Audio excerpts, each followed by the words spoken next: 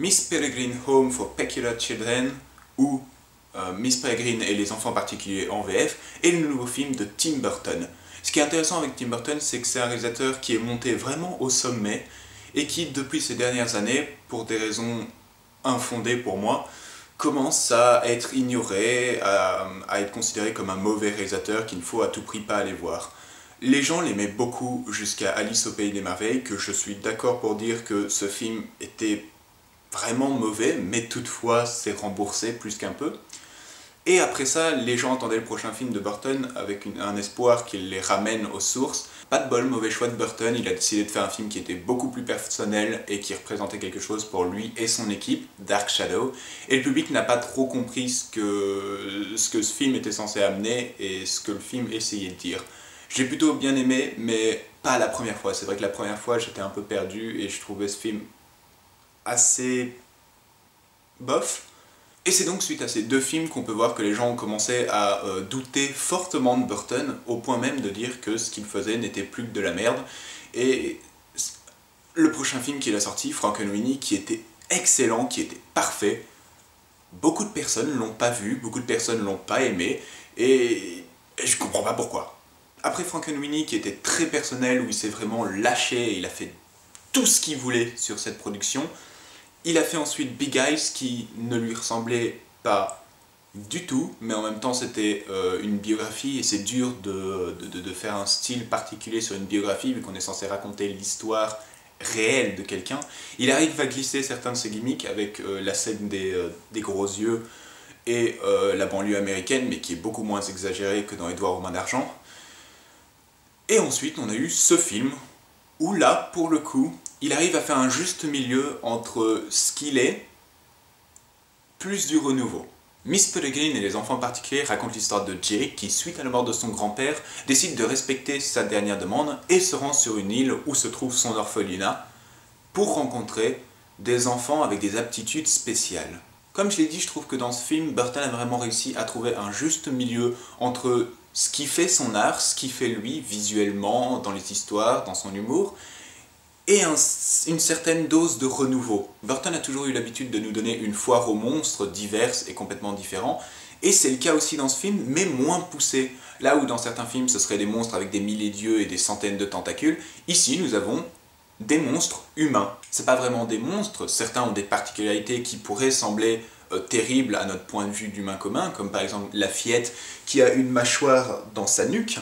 Et donc, grâce à cette particularité, Burton a pu mettre sa foire aux monstres, mais sans que ce soit réellement des monstres. Il y a une scène qui le montre très bien, qui est la scène de souper chez la maison de Miss Peregrine, et qui est très bien faite, qui est très intéressante à voir. En continuant dans le choix de respecter ce qu'il faisait tout en se renouvelant, on a des monstres, les vrais monstres du film, ne sont pas du tout rassurants. D'habitude dans Burton, si un monstre est un peu trop effrayant, il aura ou une couleur pétante comme jaune, rose, ou aura un élément qui le rend plus mignon, plus joli, plus rassurant. Et dans ce film-là, c'est pas du tout le cas. Les vrais monstres de son film sont effrayants au possible, sont menaçants, et c'est des tueurs sanguinolents. On a ces éléments de clash qui reviennent toujours, comme la banlieue américaine, mais encore une fois, qui est juste une banlieue américaine, ce n'est pas comme dans Édouard aux mains d'argent, où ils sont rangés à très exactement 10 mètres l'une de l'autre, chacune de la même couleur ou d'une couleur unie.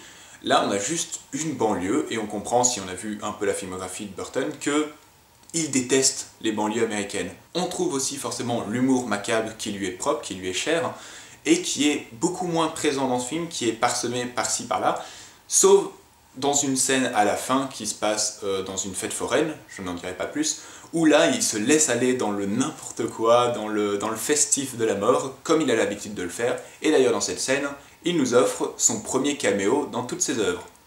Cherchez-le, vous le trouverez. On a donc sa patte artistique, mais au milieu de ça, un film plus ou moins réel, et assez coloré. Là-dessus on pourrait me dire, oui, mais tout ça vient du bouquin.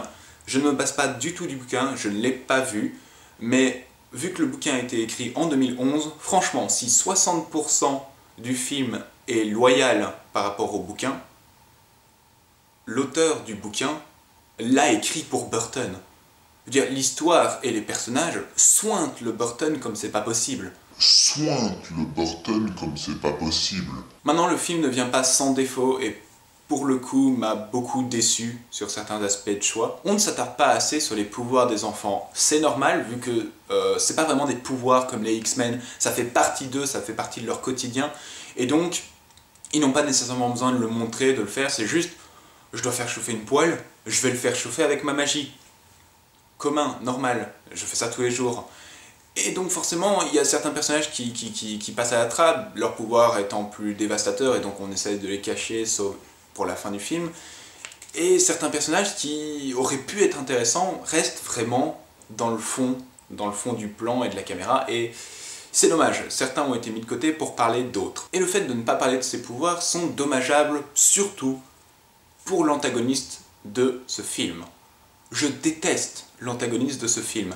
Il est joué par Samuel L. Jackson, et le problème du personnage, c'est que je ne vois aucune menace en lui. On nous vend le personnage comme il est très fort, il est très dangereux, il a déjà tué plein de personnes, et quand tu le vois, tu te rends compte que c'est juste Samuel Jackson qui fait du Samuel Jackson. Il donne une performance très énergétique, et vu que le personnage écrit est déjà en quelque sorte un bouffon qui va balancer toutes les blagues de conversation, les blagues de situation sont plus faites par les enfants particuliers, par contre tout l'humour parlé, pour ainsi dire, viendra de lui.